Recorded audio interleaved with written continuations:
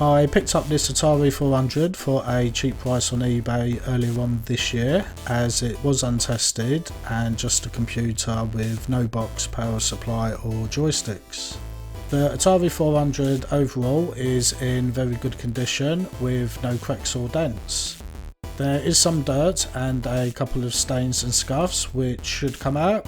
The cartridge port lid is a bit dodgy and doesn't always stay closed, so that will need to be fixed. Let's start with opening it up. There's 4 screws on the bottom which hold the top half of the case in place. Flipping it back over, you need to open the cartridge port lid to remove the case. It should then slide out. The keyboard is loosely held in place to the case and is easy to extract. But the keyboard is connected with a ribbon and pins which need to be carefully removed. It's a little tricky to remove the cable as it's rigid and feels like it could break quite easily.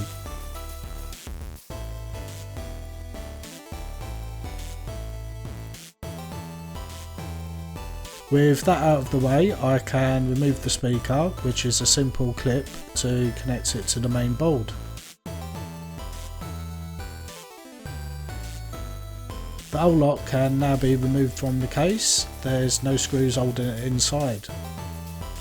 I disconnected the aerial cable from the RF unit and removed the internals.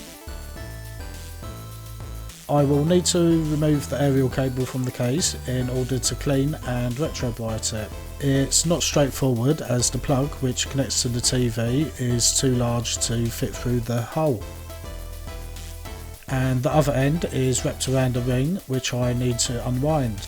It was too much faffing around for now, so I did that a bit later. The power board on the right can now be removed. There's 2 screws which secure it to the main board. The power board connects to the main board underneath via a set of pins. With a bit of pressure it can be disconnected. There's also a simple mechanism that will switch off and on the power supply depending if the cartridge port lid is open or not. It stops you from inserting or removing a cartridge when it is powered up. With that removed, the power board can also now be removed. A closer look at the board and everything seems to be okay. There's no busted capacitors. I do plan to replace them with new ones later if the Atari is working. Now to get that gigantic RF shield removed from the main board. There's 8 screws joining the bottom half to the main board and the top half of the RF shield.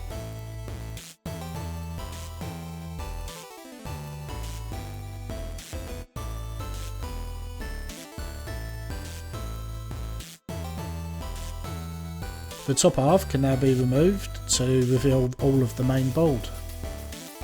After a quick inspection, the board is very clean, barely any dust and nothing that looks broken.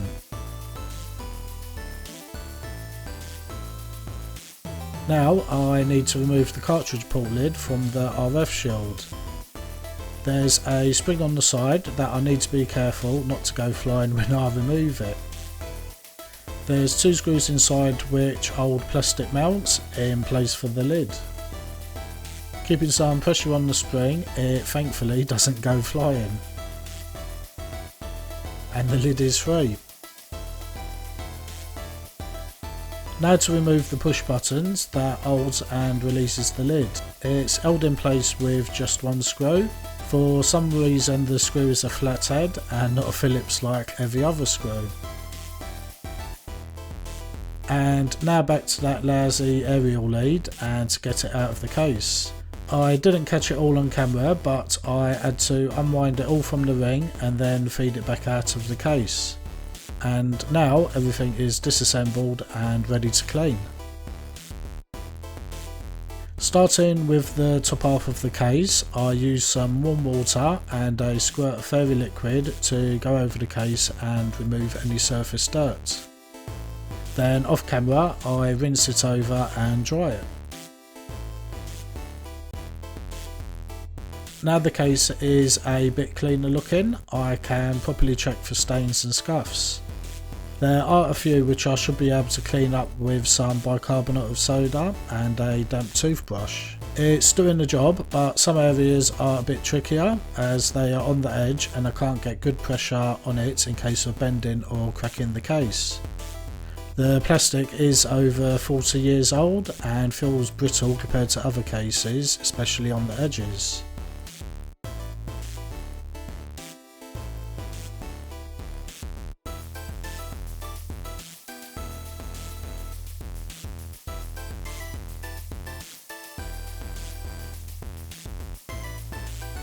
I spent quite a bit of time removing the stains and most of the scuffs. Overall it turned out well. There are still a couple of minor scuffs here and there, but I can live with that.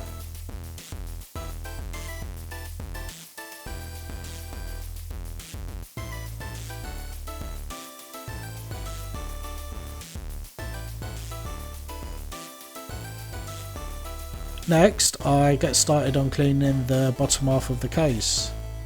Again with some warm water and fairy liquid. I am trying to keep the serial number intact, so I'm a bit careful around that area. It is then rinsed off and dried, and any stains and scuffs then cleaned up. And last but not least is the cartridge port lid, which is the dirtiest part. There's a metal plate stuck on which easily comes off in the warm water. Again, there's a few stubborn stains which come off with some bicarbonate. It's then rinsed off and dried. And now onto some retro brightening. As usual, go check out my Atari ST video to see the full details on retro brightening, as it saves repeating everything in every video. The cream is poured over the top half of the case and then dabbed around with a brush to spread it.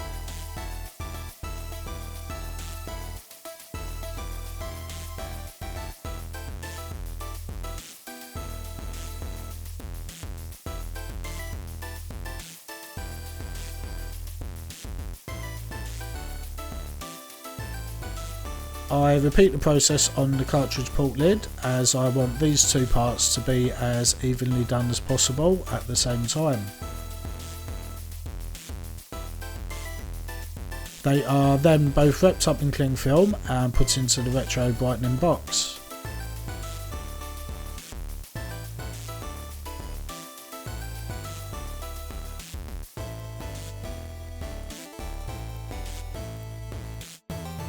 A few hours later I repeat the process for the bottom half of the case. The cream is poured over and then dabbed and spread with the brush.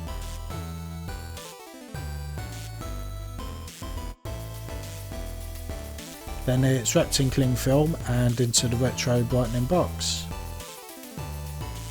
Off camera, after retro brightening the case, it's rinsed off with water and then left to dry for a while. While the bottom half was retro brightening, I got started on cleaning the rest, starting with the keyboard.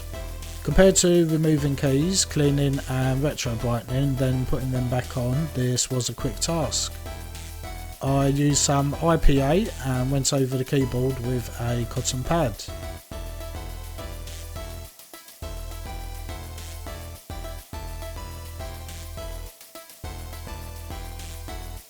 Then I do the back of the keyboard. For the connector pins, I spray some contact cleaner and gently brushed them over. The keyboard was not massively dirty to look at, but a fair bit of dirt did come off. Next is the power board. Armed with my trusty Compu cleaner, I give it a go to remove any loose debris. Then I spray some IPA and using an anti-static brush I go over the surface. Then the power switch and ports are sprayed with contact cleaner. I repeat the process for the main board. A quick blow over with the air duster, spray of IPA and an anti-static brush to remove any dirt. There was very little, to be fair. The joystick and cartridge ports are then sprayed over with contact cleaner and brushed over. Then the CPU and RAM boards are disconnected and cleaned up with some IPA and contact cleaner where needed.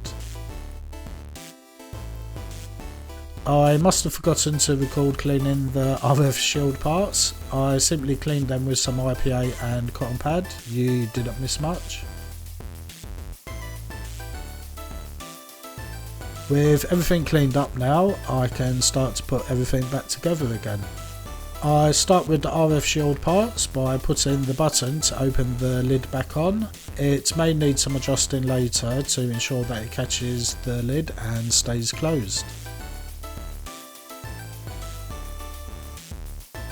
Fitting the spring was a little tricky. I started by screwing in the plastic tab for the side where the spring goes into. Then I fit the spring and the lid to the tab and then hold the other side's tab in place, then screw that one back in.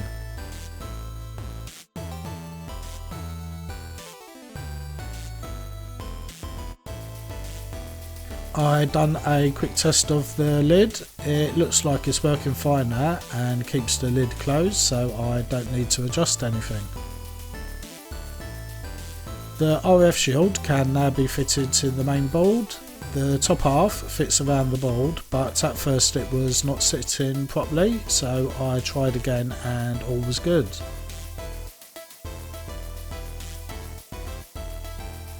The cardboard protection and the back of the RF shield can now be fitted. Then the 8 screws can be screwed back into the RF shield to keep everything in place.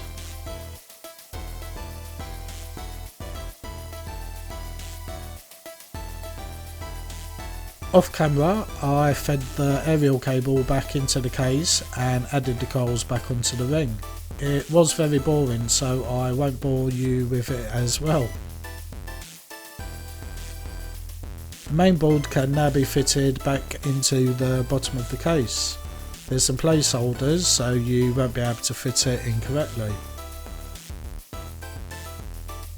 Before fitting the power board, I want to reconnect the keyboard, as this was tricky to disconnect due to limited space. This should give it some more space to get the pins back in. I couldn't get this on video as the cable is very short, but it was definitely much easier to reconnect without the power board being in the way. Now the power board can be fitted. It was here that I messed up a bit and did not notice that the aerial cable was not in the correct position. It should have been in the gap between the main board and power board, but instead it was partially in between the case and power board. Unaware of the issue at the time, I screwed in the 2 screws to secure the power board in place. Then the aerial cable can be reconnected to the RF box.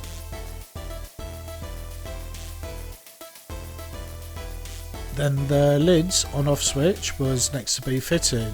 I think with some tools you could probably push it in, but these are old plastic, so I applied a little pressure to one side and it easily went into place.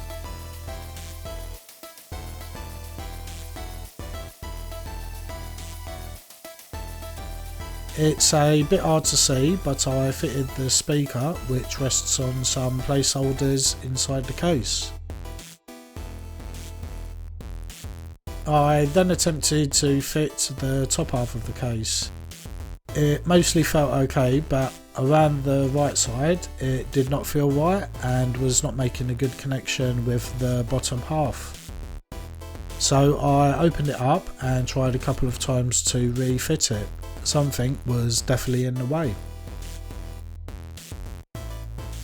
I had to remove the power board and put the aerial cable back into the correct place in between the 2 boards, then everything could be put back together again.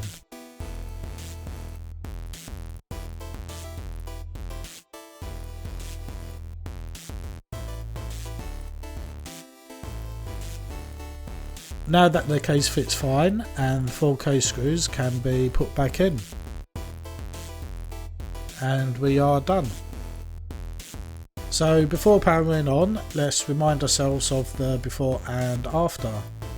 The case was physically in very good condition with no cracks or dents. There was a little bit of yellowing on the case and some dirt and a few scuff marks. And with a bit of fancy video editing, we can change between the before and after. I think where the case was not as yellowed as previous projects, there's not a massive difference. The case is more like its original colour now, and overall very clean with no dirt. If you look close enough, you can see 1 or 2 very minor scuff marks. So with that finished, let's get some fingers crossed and powered up. I am using my Amstrad CPC monitor with its RF modulator. For a RF aerial connection, the picture quality looks bloody amazing. I usually have some snow and a fuzzy display. This actually looks really good, almost AV cable quality. Pressing the keyboard keys gives a beep on the internal speaker and displays on screen, so I can tell the keyboard and speaker are working.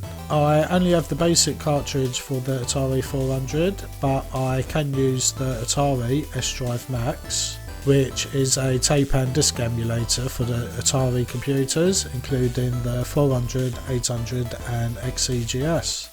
I had some trouble finding games which were compatible on the 400 with the default RAM installed, but eventually I found Alien Ambush, which works great. It takes a few seconds to load from a disc and the game is ready. Here is some footage played through my Amstrad monitor.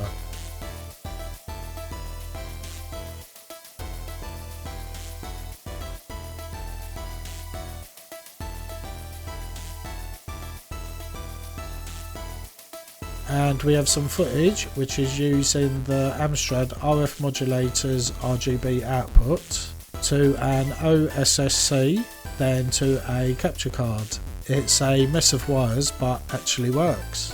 So overall the cleanup went well and we have a working Atari 400. I would like to get some extra RAM for it, but I do have an Atari XEGS which plays just about everything, so it's not a top priority. That wraps up this retro restore. I hope you have enjoyed watching it. Please like and subscribe to help grow the channel. Thanks for watching and I hope to see you back in the next video.